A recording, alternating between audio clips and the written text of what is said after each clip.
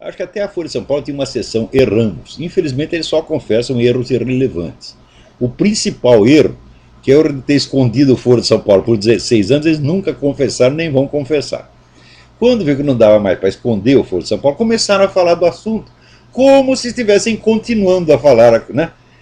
Como se tivessem sempre feito a cobertura do Foro de São Paulo.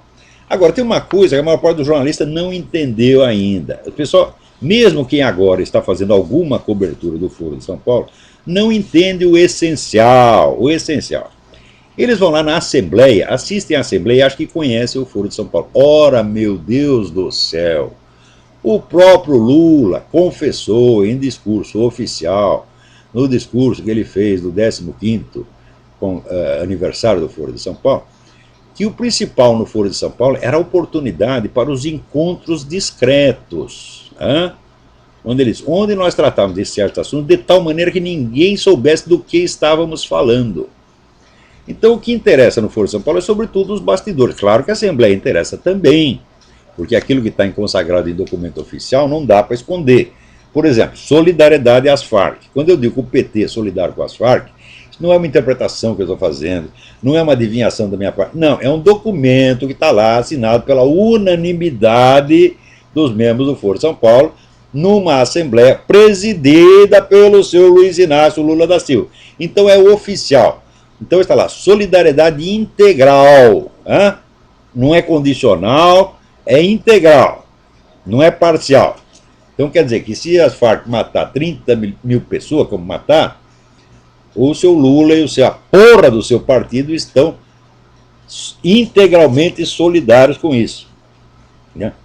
Mas, ainda que a Assembleia e seus documentos oficiais tenham a sua importância, sem dúvida, sobretudo como provas, o essencial é sondar esses contatos discretos que houve.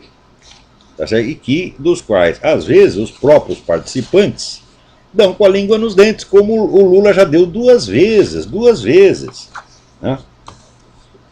Então, se você conhece as atas das assembleias e algo desses contatos discretos, e, pior ainda, se você acompanha os livros e artigos publicados pelos mentores do Foro de São Paulo, pelos intelectuais do Foro de São Paulo, então você pode, com razoável margem de probabilidade, prever o que eles vão fazer. Não é prever porque você vai tirar uma conjectura, não, é porque o plano está ali anunciado, nós vamos fazer isso, mais isso, mais isso, mais isso. Se eles anunciam o plano, pelo menos não publicamente, mas uns para os outros, então quer dizer, se eles só não vão realizar aquele plano se não conseguirem, isso é, se faltar os instrumentos, mas normalmente é de se prever que eles vão fazer aquilo que anunciaram fazer. Então, é o seguinte, o objetivo do Foro de São Paulo é transformar o continente latino-americano inteiro numa união de repúblicas socialistas. É montar na América Latina o que foi desmantelado, tá certo, na Rússia e países satélites. É declaradamente isso. Então, eles vão fazer isso. E esta, vamos dizer, esta integração econômica, administrativa, etc., tudo são passos para isto. Então, por exemplo, agora na eleição do Peru, né? Vem este cretino desse Mário Vargas Llosa, tá certo? Dizer que a vitória do Ollanta-Humala é uma vitória da democracia, porque o outro lado, a Keiko Fujimori, representa o fujimorismo, o qual é fascismo. Eu digo, é só uma besta quadrada acha que o fujimorismo é mais perigoso para a democracia do que o Foro de São Paulo, porra. Fujimorismo é um negócio micro, só existe dentro do Peru, um movimento local, e se cometeu crimes de violência, não, vamos dizer, não, nem se compara, mas nem de longe, aos crimes cometidos pelas Farc, pelo Fidel Castro e por toda essa gente. É uma questão de números. Né? E, em segundo lugar, o Fujimori não era tão poderoso assim, tanto não era poderoso que ele foi derrubado, né, e terminou na cadeia, porra. Agora, me mostra um governante do Foro de São Paulo que foi derrubado e foi parar na cadeia. Não aconteceu para nenhum e não vai acontecer, porque o Foro de São Paulo tem poder e tem conexões internacionais que o Fujimori jamais teve.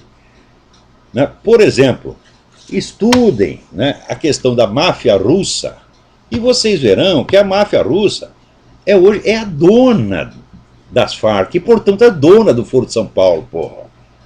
Isso quer dizer, vocês estão lidando com a KGB. A KGB é a maior organização de qualquer tipo que já existiu e que se tornou mais poderosa ainda depois do fim do comunismo, porque eles mudaram o regime. A mudança de regime foi porque o sistema comunista tinha se tornado economicamente inviável. Tá certo? Então, eles achavam que, em vez de você continuar, a Rússia continuar fechada no comunismo, precisava abrir uma porta para você poder expandir as atividades da KGB para o mundo. Quem inventou isso? Não foi inventado ontem. Quem inventou isso foi o Laurent Beria, que foi o chefe do serviço secreto de Stalin. Isso aí já nos anos 40, ele já achava, não, nós temos que parar com cortar esse isolamento, nós temos que derrubar os muros e abrir correntes de diálogo com o Ocidente, de modo que nós possamos atuar maciçamente no Ocidente.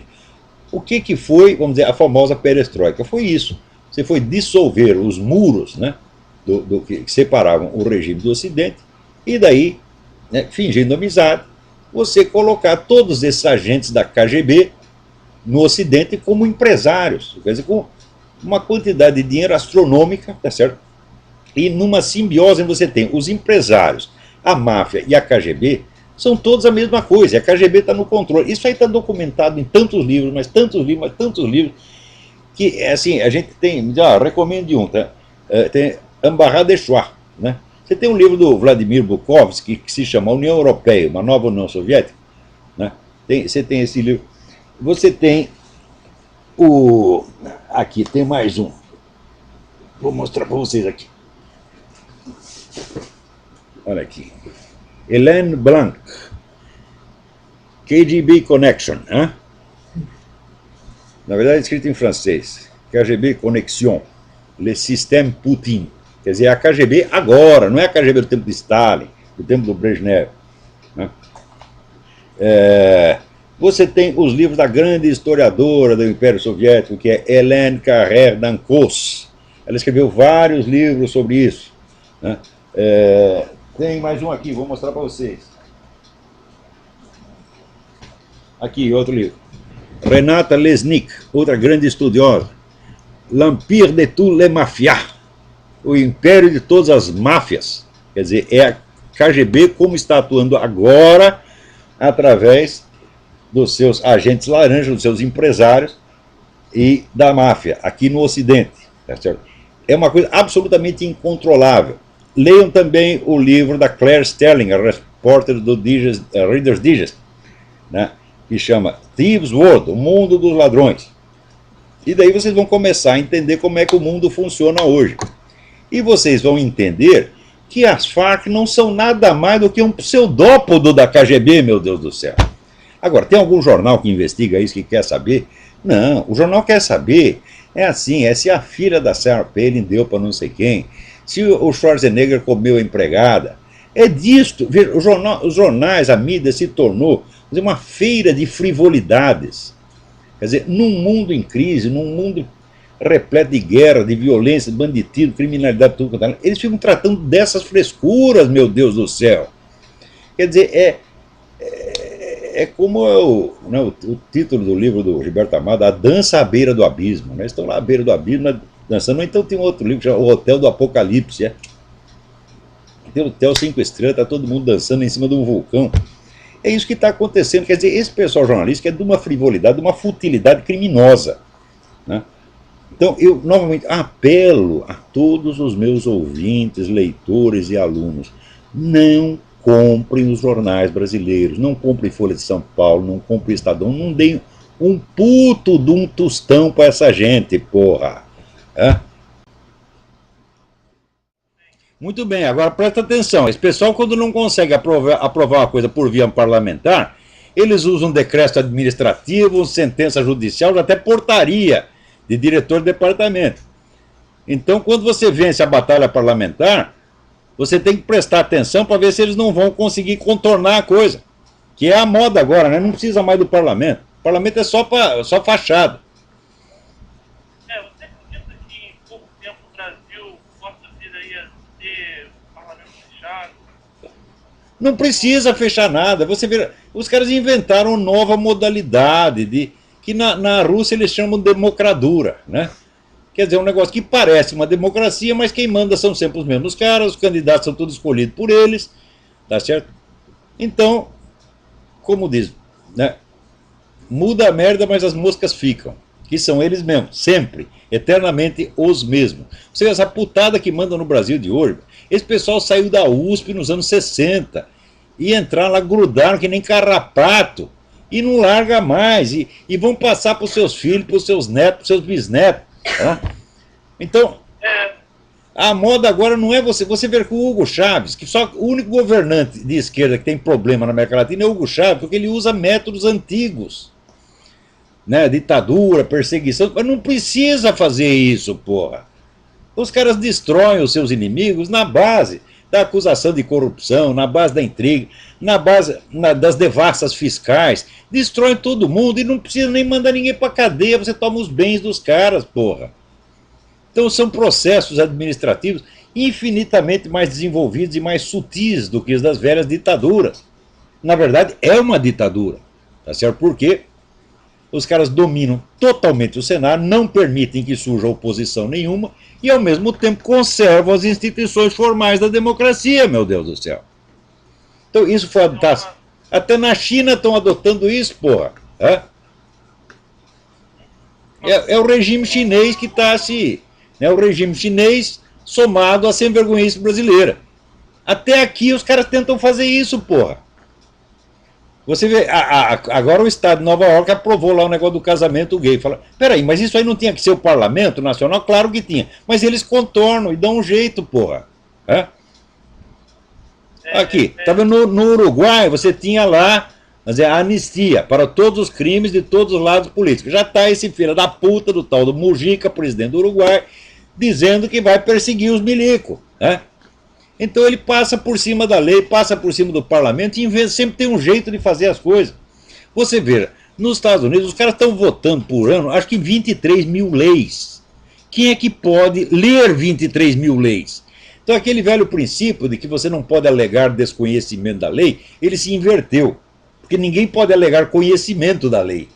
Tá certo? Então fazem tanta lei que todo mundo fica fora da lei de alguma maneira. Então, se todos estão fora da lei, só resta ao homem do poder escolher quais que ele quer punir. Então, põe lá a lista dos seus inimigos e sempre haverá, né, algum artigo da lei que eles estão infringindo. Então, é sempre fácil você prender seus inimigos, tomar os bens deles e jamais alegar motivos políticos. Você alega corrupção, você alega que o sujeito sonegou imposto, alega qualquer merda e destrói o cara, porra. Então, para que ditadura, para que fechar parlamento? Deixa essa merda funcionar, não serve para nada mesmo, pô. Então é um novo sistema, pô. O novo sistema é assim, a enganação universal, é o engodo universal, é a mentira universal. É um negócio impressionante, porque isso depõe contra a inteligência humana, pô.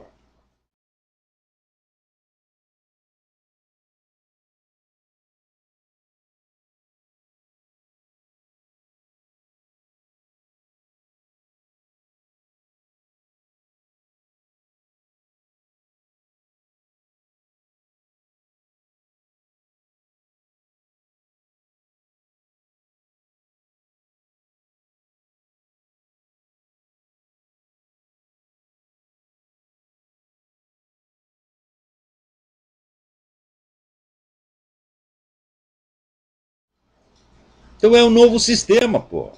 O novo sistema é assim, a enganação universal, é o engodo universal, é a mentira universal. É um negócio impressionante, porque isso depõe contra a inteligência humana, porra.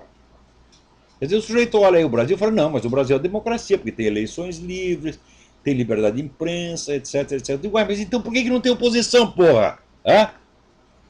É simples, meu filho. Se você é um conservador religioso, tenta arrumar um emprego na Folha de São Paulo. Fala, olha, eu quero aqui escrever uma coluna sobre turf. Daí eles olham para você e falam, não, você é um reacionário, cristão, fundamentalista, fora daqui. Pronto. Então não tem chance, porra. Não tem por onde você falar. Não tem por onde a sua voz se fazer ouvir. Mas as instituições formais estão todas aí. Então é o que o russo diz, é a democratura, porra. Na Rússia também tem eleição, não tem? Tem eleição, tem mídia, tem etc. Só que tem o seguinte, a KGB é dona de tudo. Seria muito bom que esses nossos amigos aí do Brasil, que estão tão entusiasmados com o socialismo, com o bolivarismo, etc., etc., fizessem, né, uma visita, né, por exemplo, que fossem ali até o Museu do Levante de Varsóvia, onde se vê a maravilha que os alemães, conjugados com os russos, fizeram ali, destruindo 80% da cidade. Né? Assisti um filme lá com tomadas aéreas, onde você vê assim, um deserto, pilhas e pilhas de tijolos, ruínas, tudo absolutamente caído, e os alemães fazendo aquilo dentro da cidade e os russos atacando a Polônia pelas costas. Um negócio assim sabe, de uma coragem, de uma grandiosidade que bem mostra o que é a mentalidade revolucionária. Né? Então, ali tive a oportunidade de conversar com vários personagens importantes, como Vladimir Tismaniano, que que é um cientista político, membro do nosso Inter-American Institute, autor de livros importantíssimos sobre a história do comunismo, e o grande responsável pela comissão de investigações dos crimes do comunismo. Eles ali em Bucareste eles têm uma instituição que chama o Instituto para a Investigação dos Crimes do Comunismo, e a essa altura já reuniu uma documentação absolutamente formidável. Né? Também tive conversa muito interessante com o filósofo romeno Oria Roman Patapievich, provavelmente o pensador romeno mais importante e criativo dos dias que correm. E a nossa conversa girou em torno do assunto que a nós nos pareceu o principal da vida contemporânea. E o assunto é o seguinte: em todos os países do leste europeu, os países da ex-cortina de ferro, quem está no poder hoje em dia são os mesmos fulanos que estavam lá no tempo do comunismo. Todos, com uma diferença essencial. Eles estão muito mais ricos agora. E são absolutamente intocáveis. Nada se pode fazer contra eles.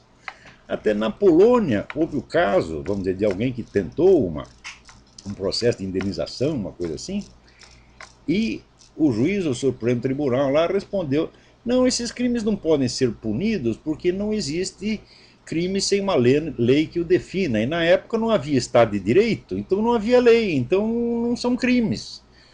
Mas assim, é um raciocínio absolutamente maravilhoso. Alguém devia ter lembrado disso aí no julgamento de Nuremberg, né?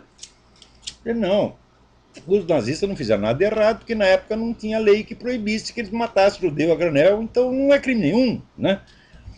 Isso aí, a gente tem uma sentença lavrada por uma Suprema Corte de uma democracia moderna, porque, na verdade, as instituições formais da democracia estão em vigor em todos esses países. Você tem eleições, você tem liberdade de imprensa, só que tem o seguinte: não só os altos cargos estão todos na mão dos velhos comunistas, como também a mídia está na mão deles. Isso é regra geral no mundo, né?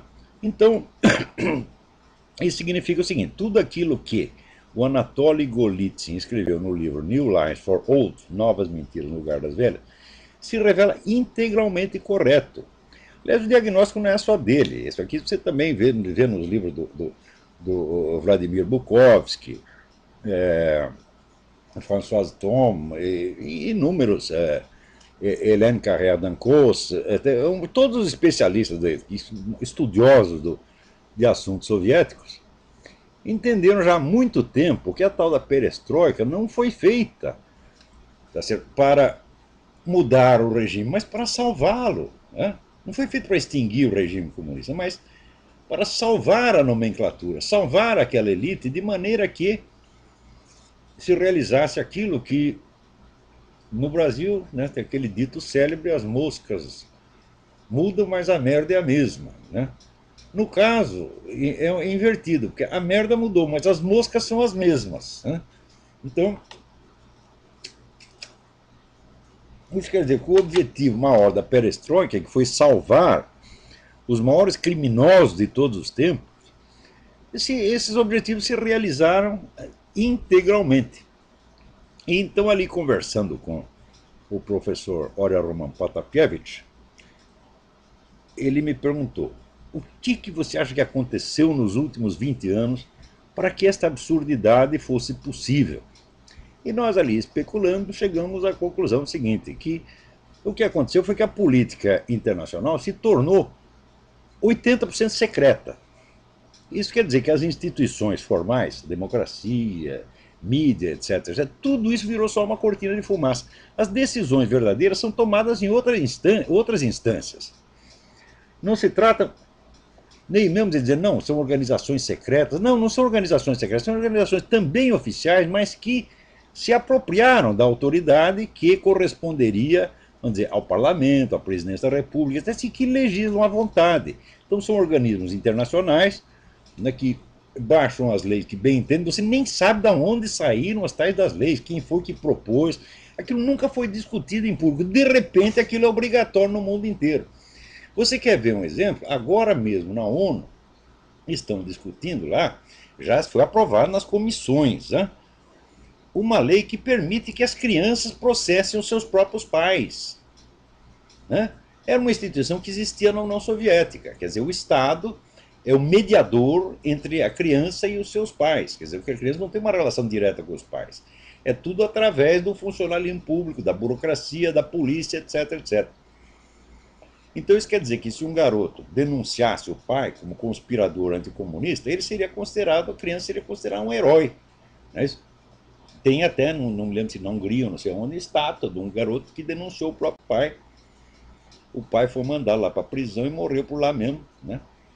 Então, esta coisa de você dividir a família, jogar filho contra pai, já ultrapassou de muito a esfera da pura cultura, dos sentimentos e da imaginação. Agora está virando lei, minha gente.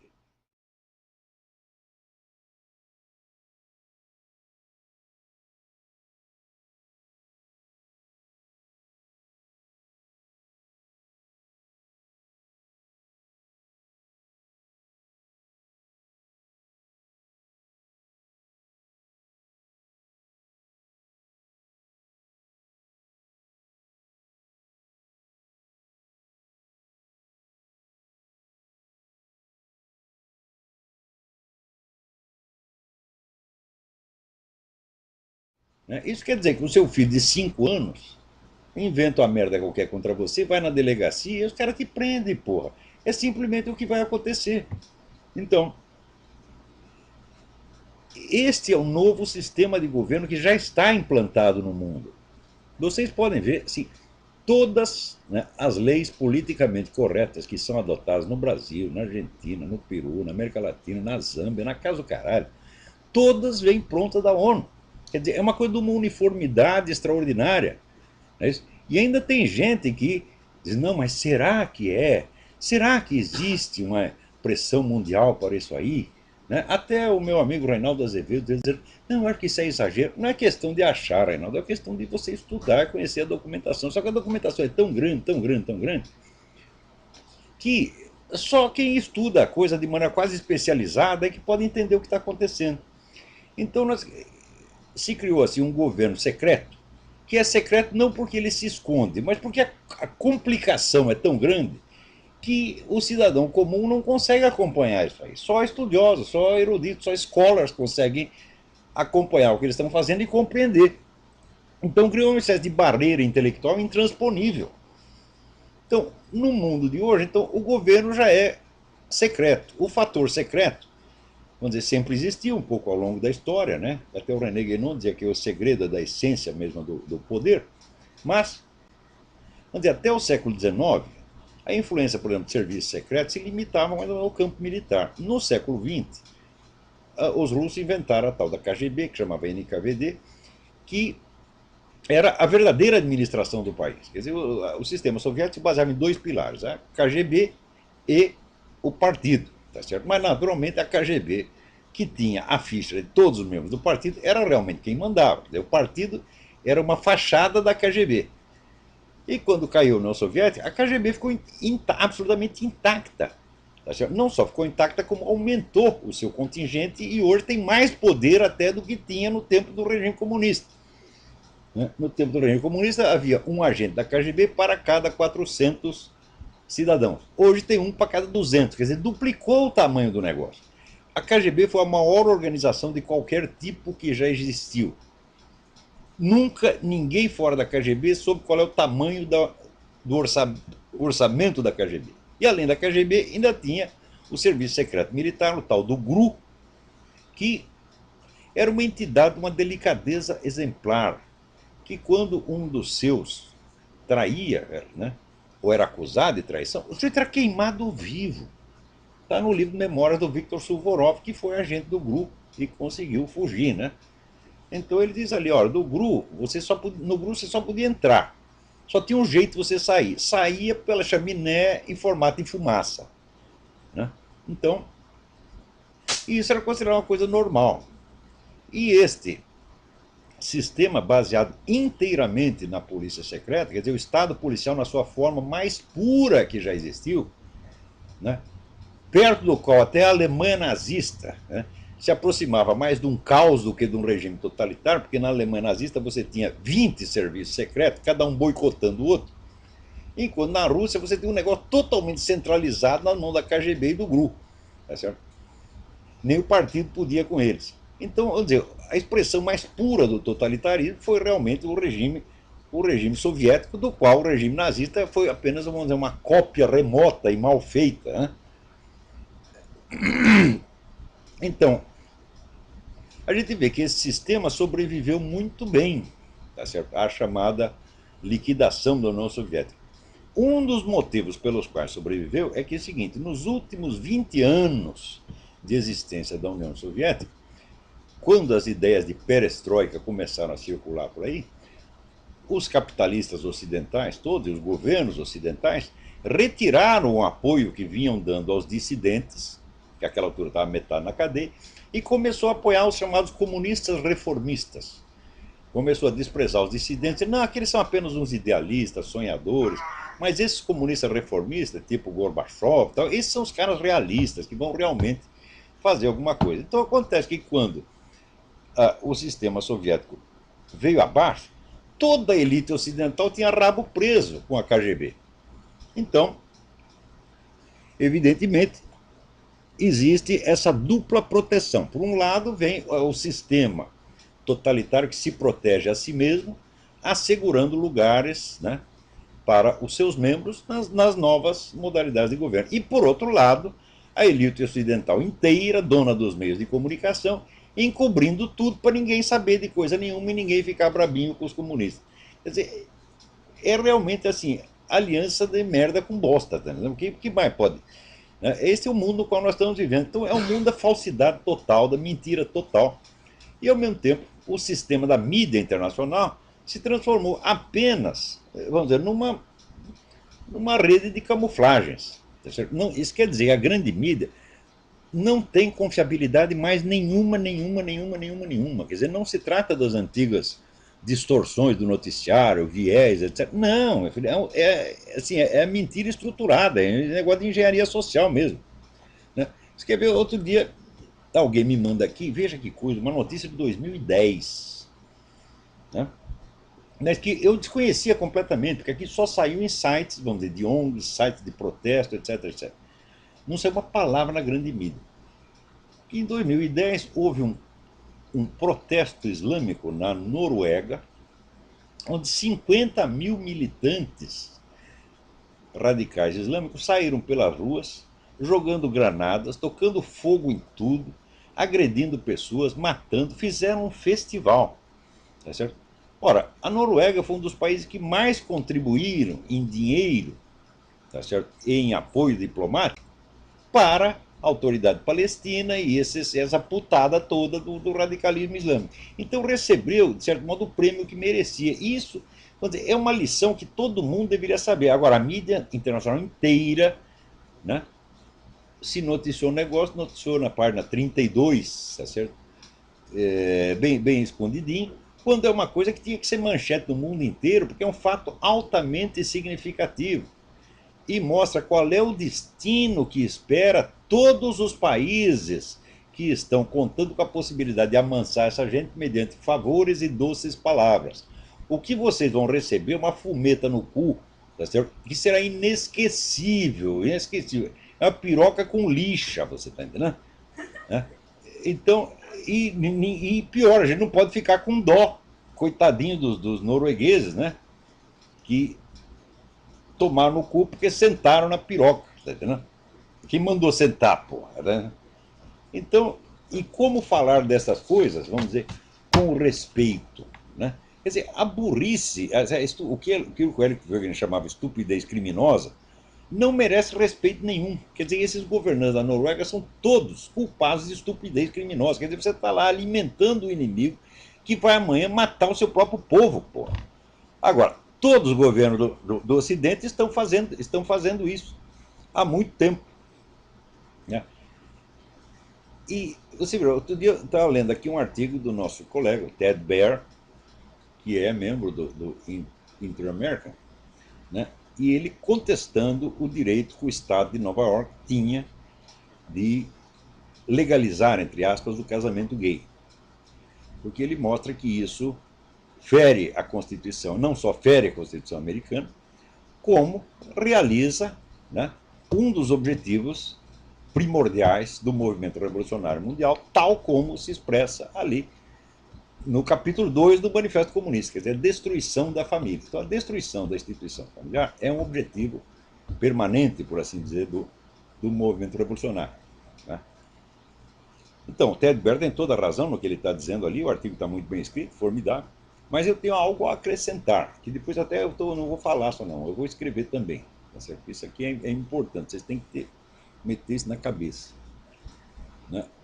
Normalmente, quando você vê essas bandeiras levantadas pelo movimento revolucionário, como gaysismo, feminismo, sex lib, o caralho a quatro, entendeu? Sempre aparecem pessoas do outro lado indignadas, defendendo os seus valores e argumentando, e frequentemente até levando a melhor na discussão. Tá certo? Mas, se leva a melhor na discussão, por que o outro lado sempre acaba vencendo na prática? Por um motivo muito simples. Cabeça de revolucionário não funciona como as outras pessoas. Não funciona como ser humano normal. Tá certo? Isso quer dizer que toda bandeira que um revolucionário levanta não é nunca, nunca, nunca um ideal literal no qual ele acredite sinceramente e que ele pretenda realizar. Nunca é isto. Tá certo? O revolucionário muda de metas com a constância que muda mais de meta do que muda de cueca. Tá? Muda do dia para a noite. Tão logo ele vê que aquela bandeira que ele está defendendo levou a pior na argumentação, ou está difícil de se realizar na prática, ele passa para o negócio contrário, porra. Às vezes não é nem sucessivo, às vezes é simultâneo. Ele defende uma coisa num país e a coisa contrária no outro país.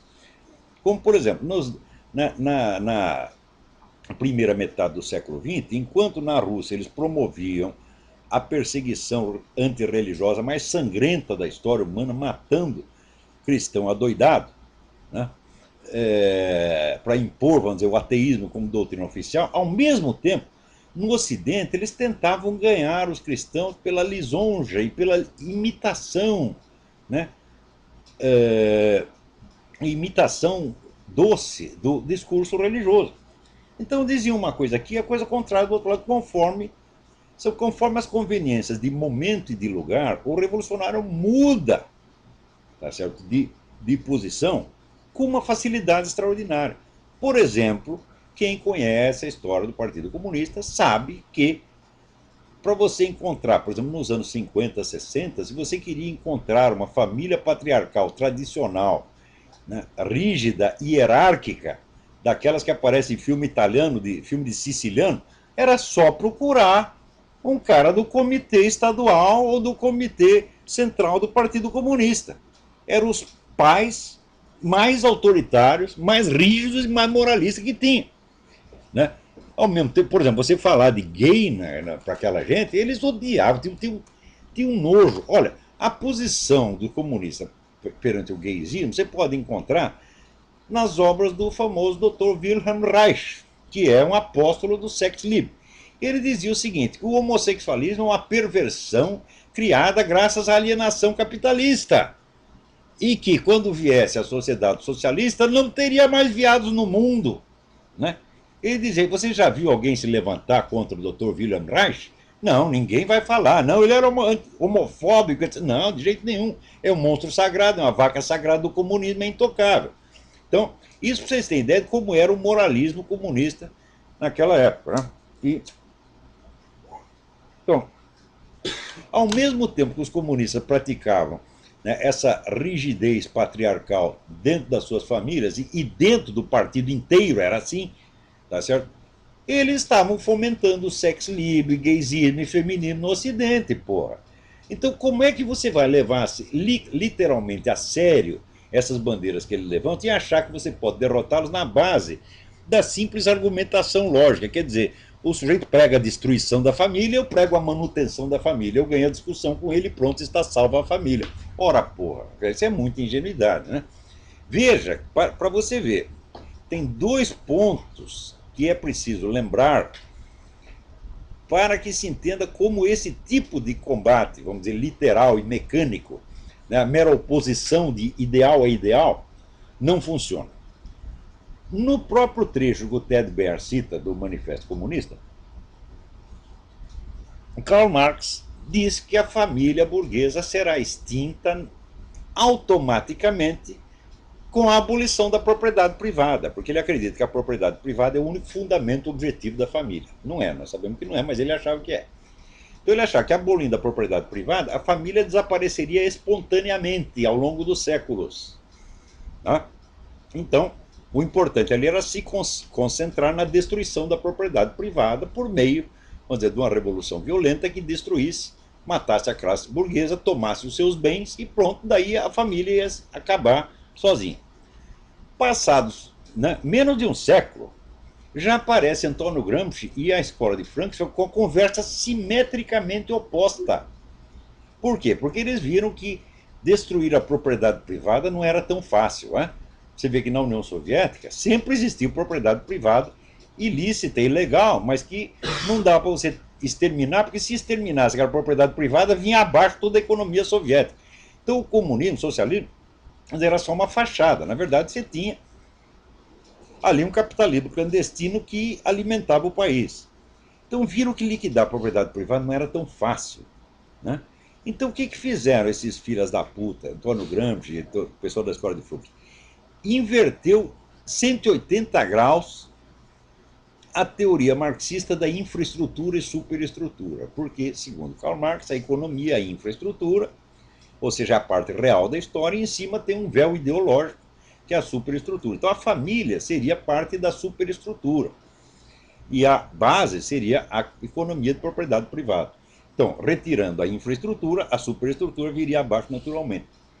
Era assim que achava Karl Marx. Como destruir a propriedade privada se revelou muito mais difícil do que eles poderiam esperar, e na verdade é impossível, é materialmente impossível a eliminação da propriedade privada. Né? Então eles decidiram inverter tudo.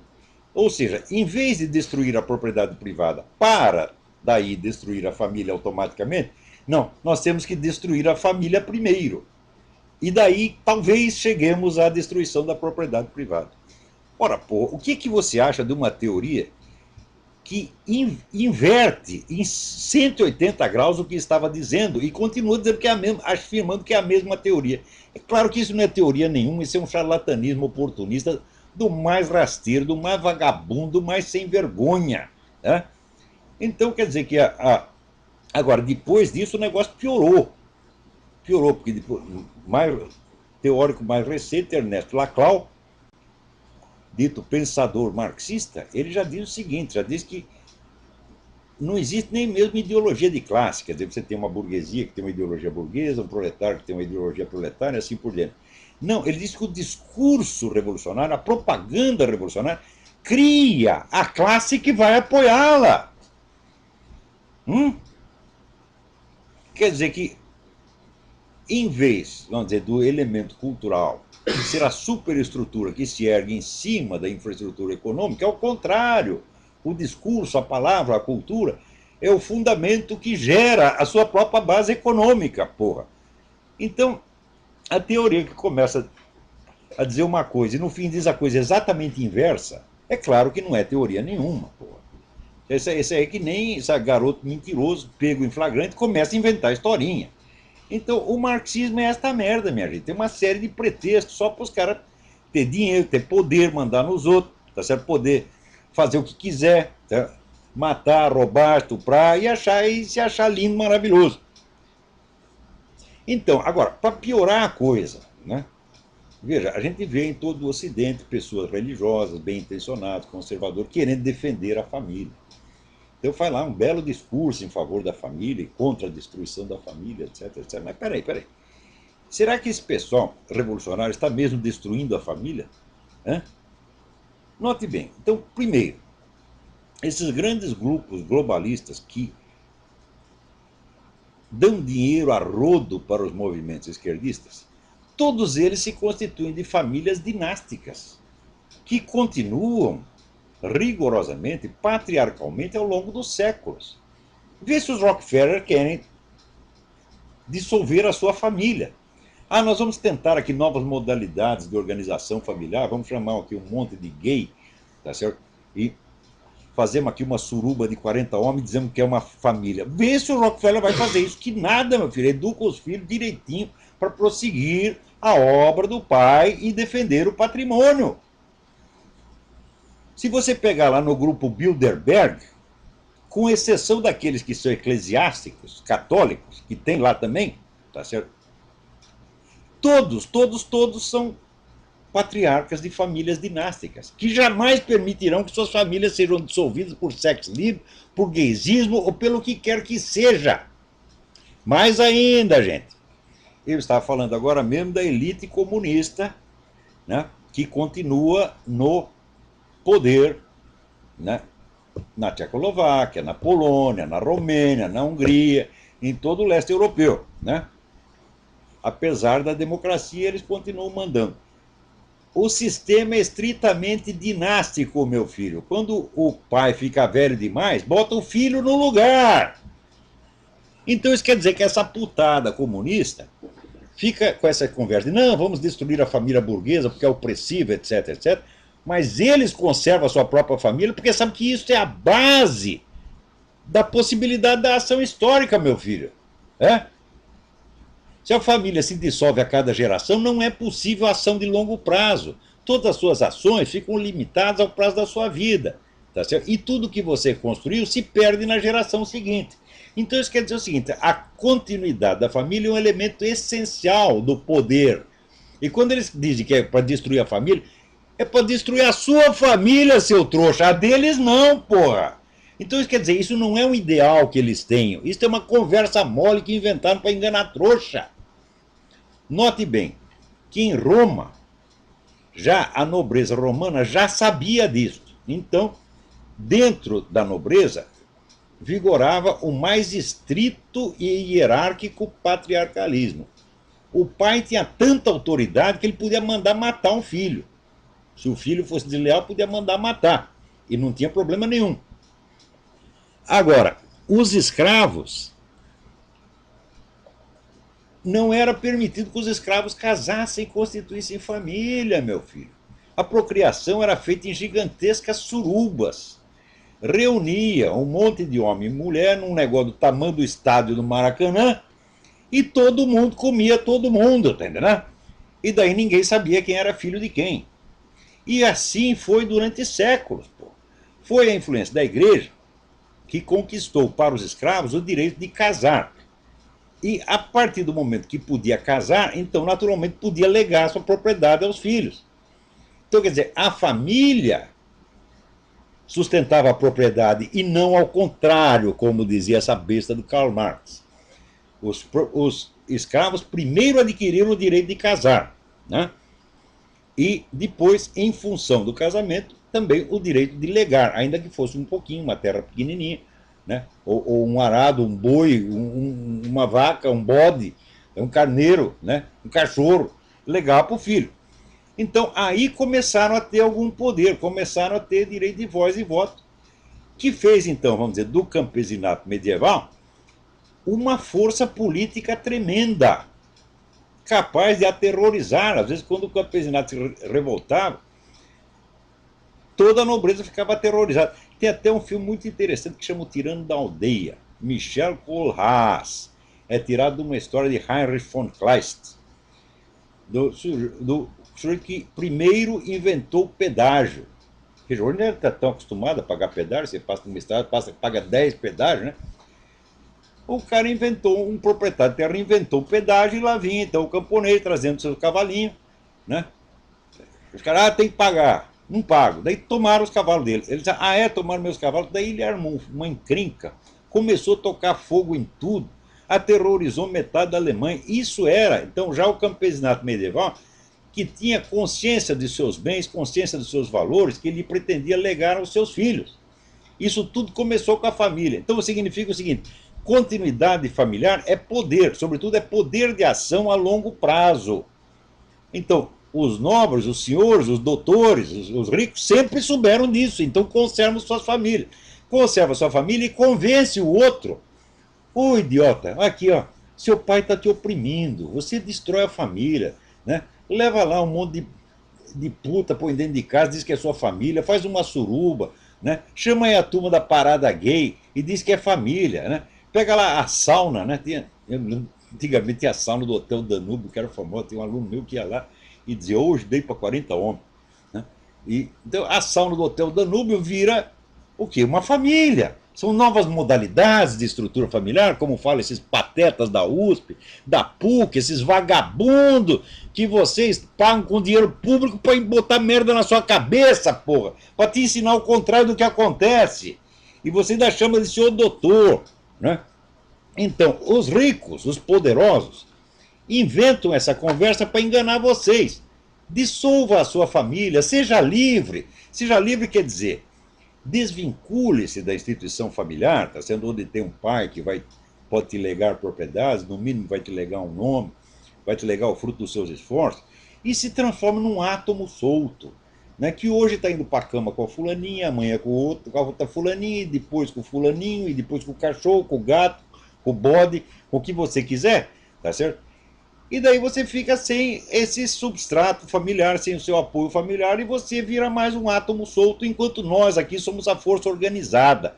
Quer dizer, a força organizada, unificada, constante, contra um monte de mosquitinho solto no ar. É isso que eles querem, porra! Então você defender, teoricamente, a instituição da família não significa nada, porque você não está discutindo com um idealista utópico que acredita no que está falando. Claro que no movimento revolucionário sempre tem os idiotas úteis que acreditam. Mas os chefes, os líderes, os ideólogos nunca acreditaram nessa porra. Né? Você vai me desenganar que Herbert Marcuse, Max Horkheimer, tá certo? Theodor Adorno acreditavam nessa pataquada, mas o que é isso? Você já viu Max Horkheimer e Theodor Adorno participar de uma suruba? Mas nunca. Tinham suas famílias organizadinhas, cuidavam dos seus bens. Aliás, Max Horkheimer, que vivia falando da exploração capitalista, era o maior explorador capitalista, pagava salário de fome para todo mundo que trabalhava no instituto lá de Frankfurt. Quem conta isso? Herbert Marcuse, que era o único pobre que tinha ali, né? Claro que tinha os funcionários e tal, tinha dinheiro, mas dos intelectuais, o único pobre era o Herbert Marcuse. E o Horkheimer forçava ele a trabalhar, tá certo? Na base do pão e água. Então, vê se algum desses desperdiçou a vida dele, né? Trepando com todo mundo, praticando sexo livre. Mas nenhum é louco, porra! Hã? Já diz o mineiro, quem tem cu tem medo. Então o cara quer preservar os seus bens, porque ele sabe que se ele dilapidar o patrimônio, ele mesmo fica impotente, os seus filhos são largados na miséria, totalmente desamparados perante a força do Estado e das grandes famílias que o dominam. Então não se trata de defender abstratamente o valor da família. Trata-se de desmascarar uma operação muito filha da puta, muito canalha que esses caras inventaram para que só eles tenham família. Como esses caras da nomenclatura toda estão lá passando o cargo de geração em geração. Lá no mundo comunista, vai lá na Hungria, na Romênia, na Polônia, você vai ver exatamente. O negócio é puramente dinástico. Né? Você veja aí o nosso amigo Alexandre Dugin, que é filho de gente da KGB e agora é o ideólogo da KGB e vai criar outro filhinho para trabalhar também na KGB e assim por diante. Né?